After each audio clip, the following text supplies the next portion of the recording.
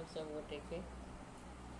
आइ हम एक जानकी नवमी के अवसर पर एक सीता सोहर सुनाबै छी और ओकर रचना हम अपने केने छी। अगर अहाँ सबके नीक लागत तो लाइक कमेंट्स जरूर करब और हमार पेज के लाइक करू, सब्सक्राइब करू। जय सीता माता, जय श्री राम।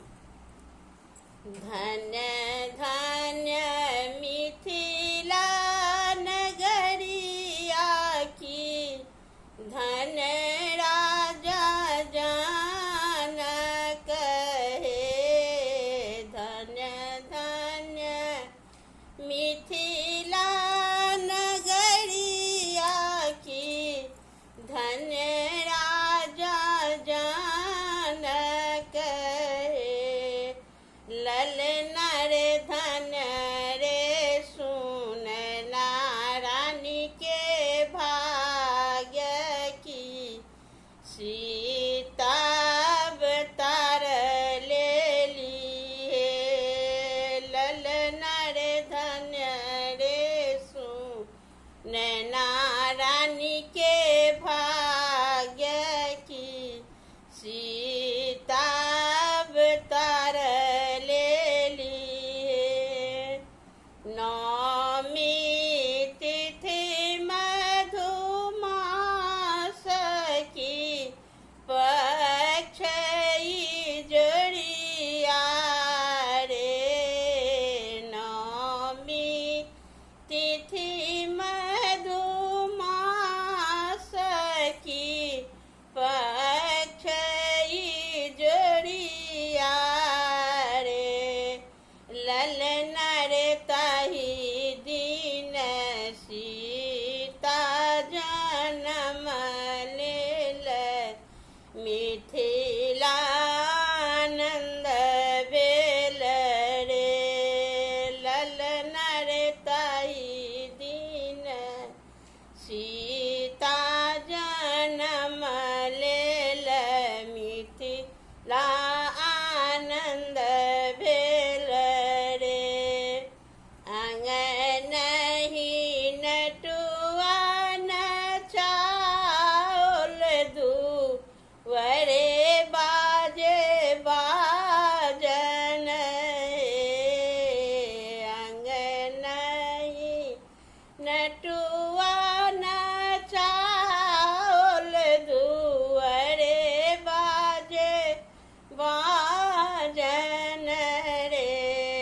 ललना रे नगर में बाजे शहनाई, सब मन हर्षित रे। ललना रे नगर में बाजे शहनाई, सब मन हर्षित रे। धन्य धन्य मिथिला नगरिया की, धन्य राजा जनक हे। ललना रे धन्य रे सुनना रानी के भाग्य की, सीता अवतार ले ली है। ललना रे धन्य रे सुनना रानी के भाग्य की, सीता अवतार ले ली रे। हाथी हाथ साड़े बनाओल, घोड़ा घोड़े सारन रे। हाथी हाथ साड़े बनाओल, घोड़ा घोड़े सारन रे। ललना रे ताही में सीता खेलए तीन, घर नहीं जाए तीरे। ललना रे ताही में सीता खेलए तीन, घर नहीं